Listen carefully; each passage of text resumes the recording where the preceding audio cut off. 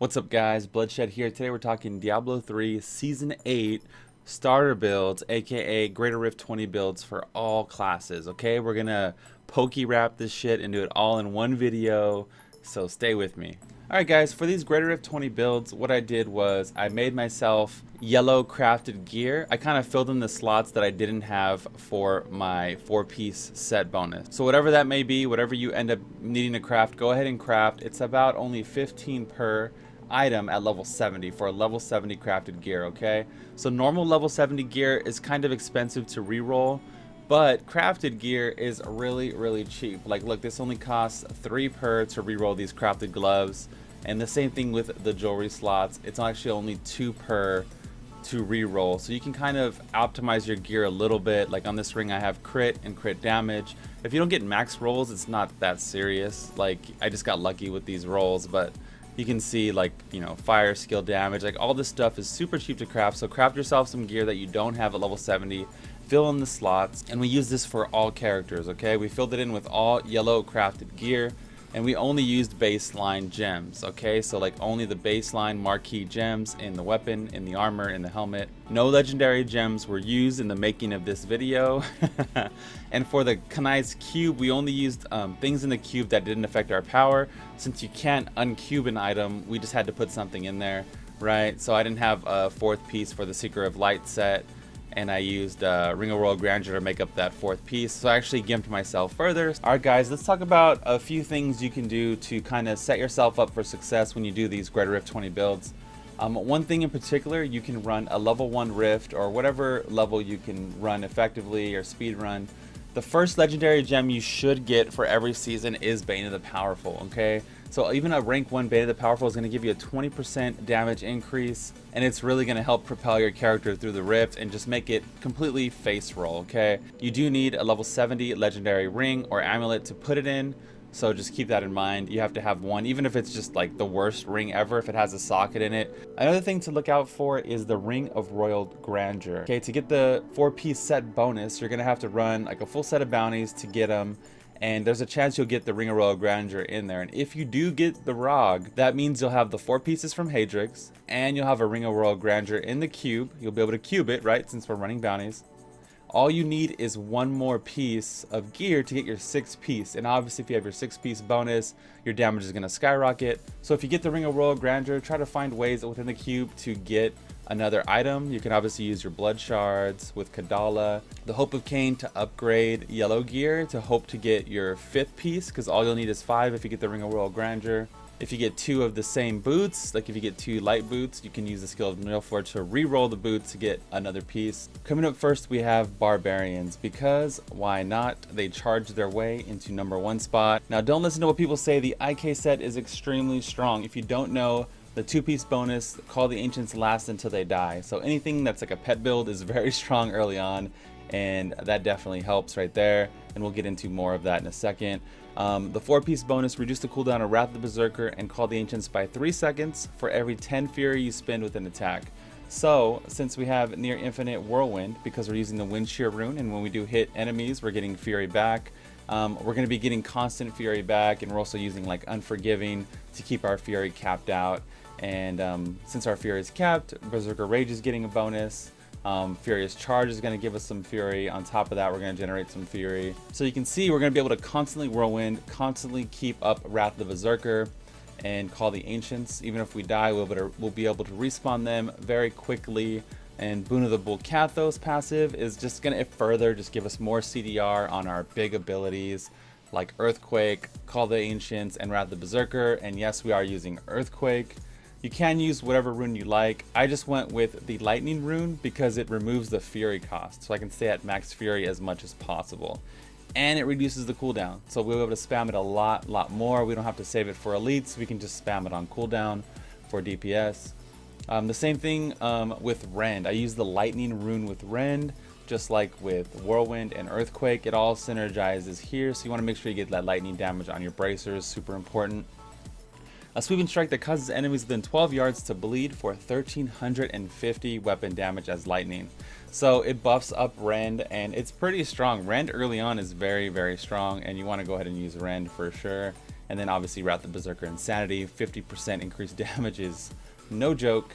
And we use it together as one rune. It's like a pretty much like Unity. It gives you a 50% damage reduction essentially when we're running around the rift, and it's just good overall, right? And it's lightning, so you know it all synergizes. So get out your phones, take a quick picture of the build. I'm gonna try to put links down below in the description, but in case I'm lazy, you'll have it at least here with you. White gem in the helmet for more CDR, but you can use other gems if you find you don't really run out of Wrath of Berserker, which you really don't, but I just put it there as a failsafe. As far as Paragon goes, it doesn't really matter. I did use 40 Paragon, which is 10 per.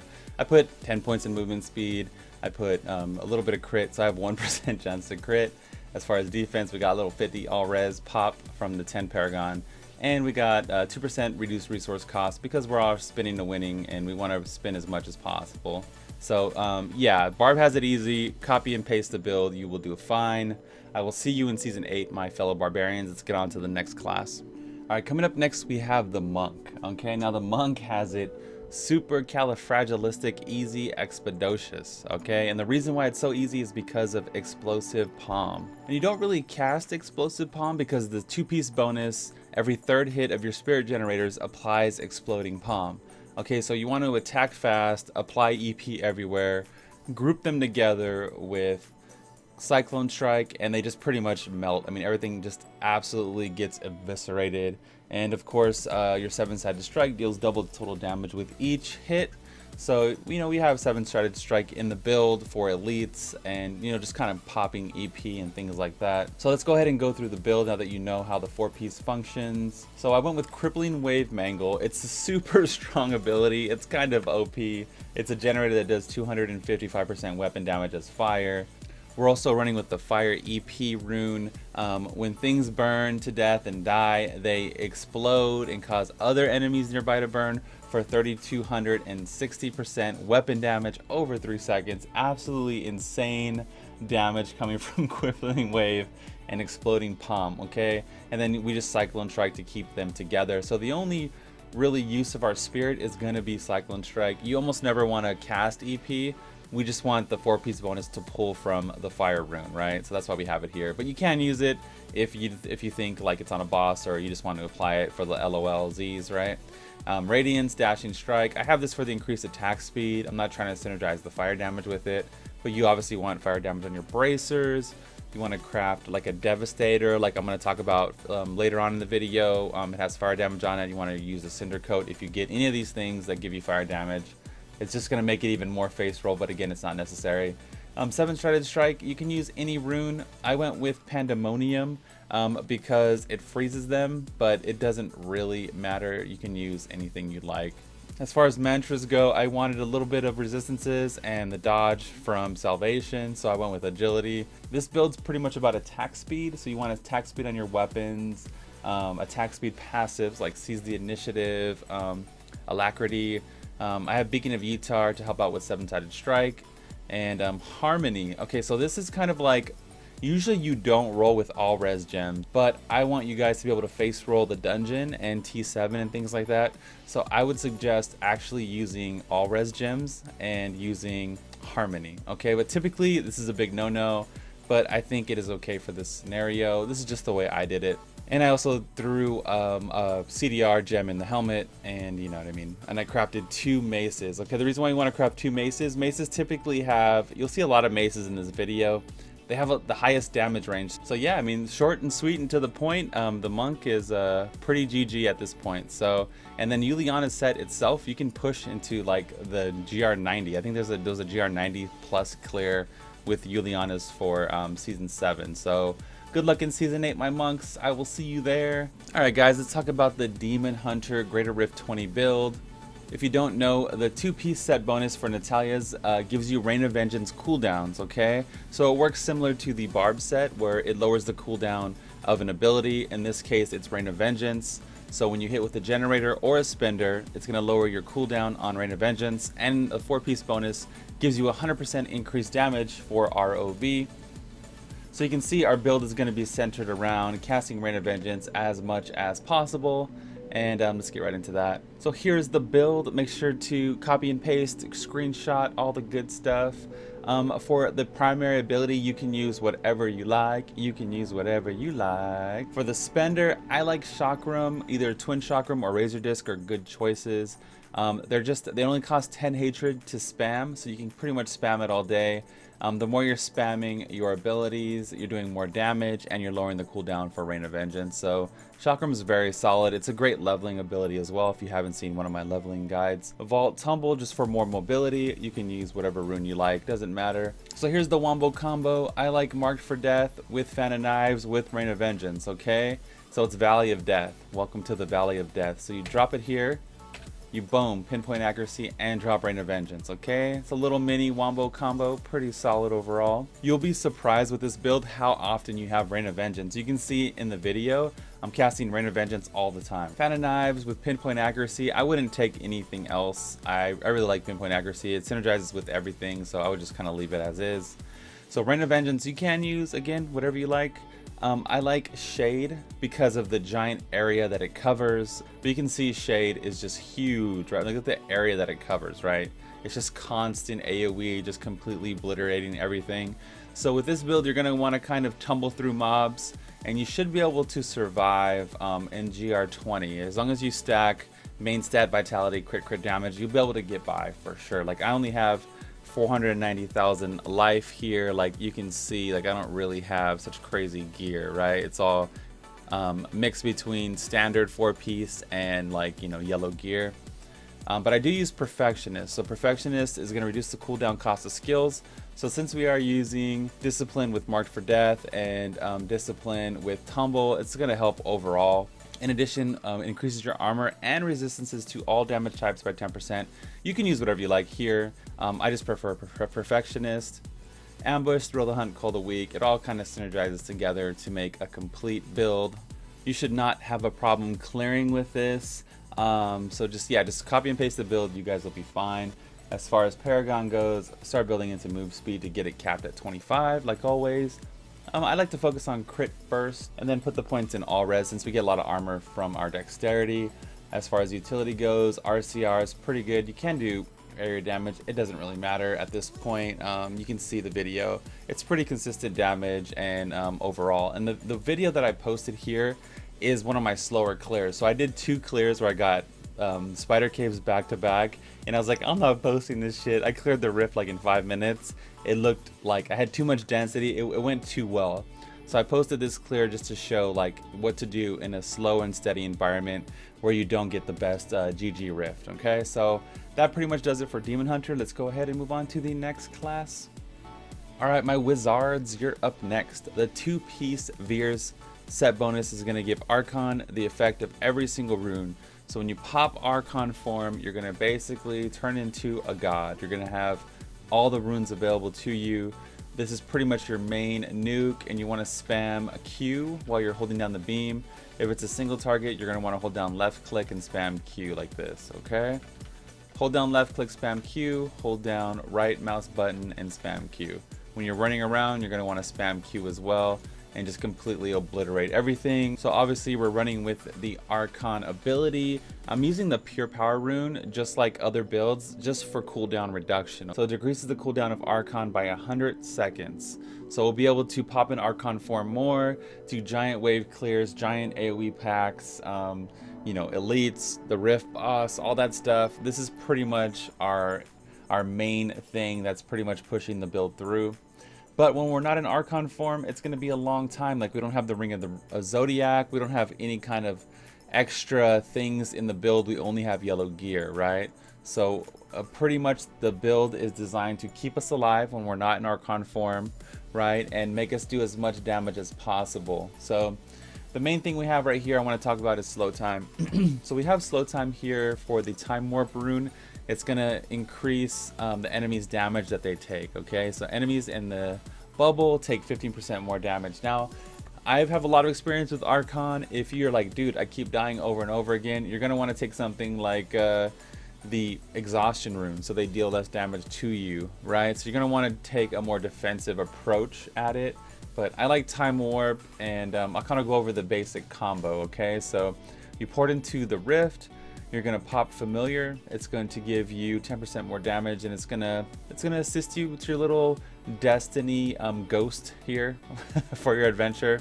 And then you're gonna want to pop magic weapon. It's gonna give you 10% increased damage and give you a shield to help you survive. So once you have these active, you're gonna go look for some mobs. Oh, there's some mobs down here.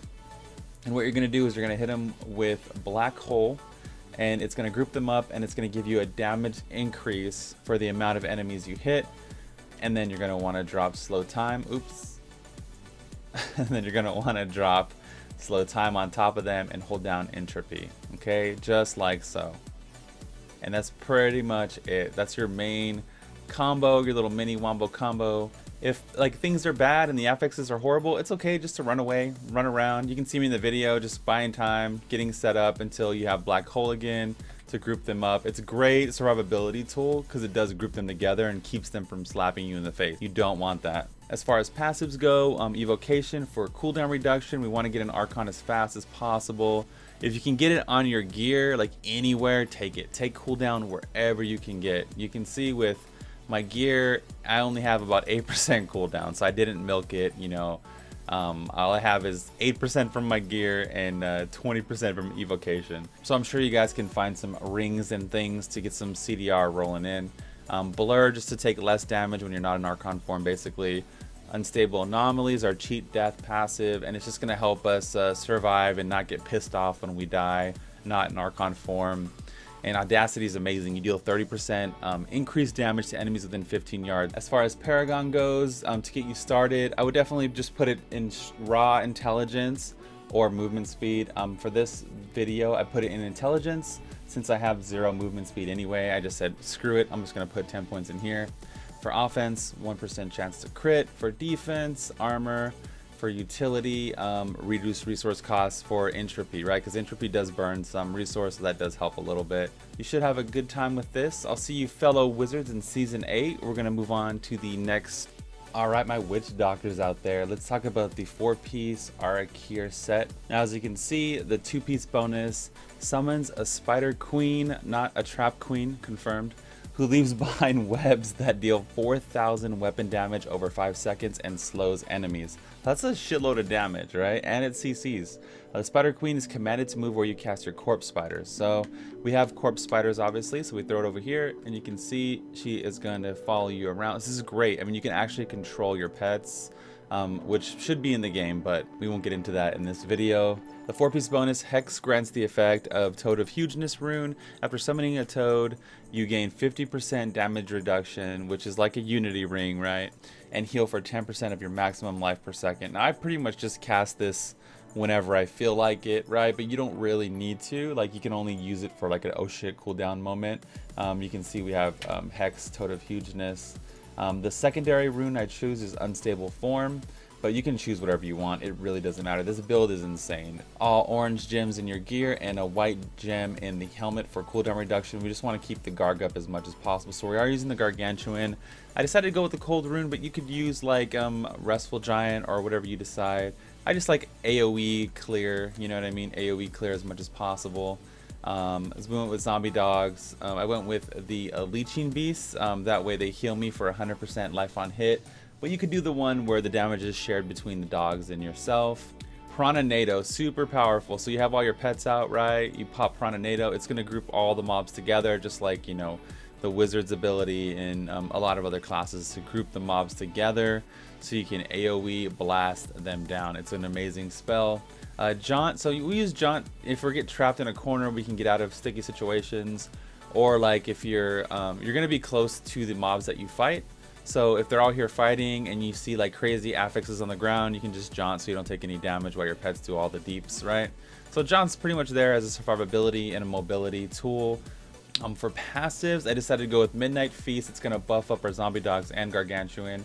Plus we get a 4th zombie dog as well. Graven Justice, gain 1% of your maximum life and mana and reduce the cooldown of all your skills. So this is the reason why we can Prananado all the time, okay? We're going to be getting, this is just like an OP passive, right? You get 1% of your maximum life and mana and reduce the cooldown of all your skills by 1 second when an enemy dies within 20 yards. So we're only going to be within 20 yards, right? So we're going to be right on our pets, jaunting around, not taking any damage, LOLing the whole time. And confidence ritual, you do 25% increased damage when you're within 20 yards as well. So this all synergizes perfectly with each other, and Pierce the Veil is just a flat damage increase. Super good altogether.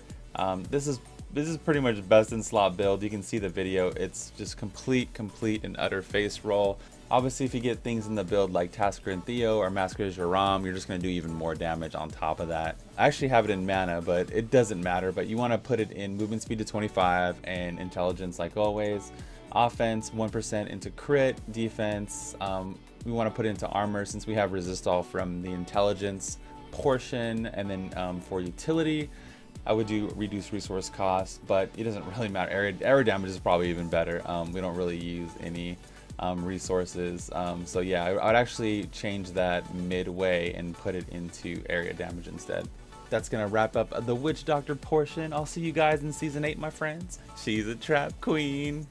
Alright guys, let's talk about Crusader. Now Crusader was the hardest by far of all 6 classes to complete, but we got it down, we got a build. If you don't want something that does take a little bit of finessing to accomplish, go ahead and use the Thorns build. I'm gonna put it here up on the screen. But for those of you that want to do the 4-piece Seeker of the Light set, this build is for you. Now it does take a little bit of finesse. Like I said, you're gonna have to run around, look for packs of mobs, group them up, mow them down with the Hot Cheeto greatness that is the Crusader Hammeting build. When you're low, you're gonna have to pull out, you're gonna have to run around, get your health back up, re-engage. This is the only kind of build that does take a little bit of work to complete, but I had no problem completing it. It just actually, I had to wake up when I played. I couldn't, Netflix and chill as I did it.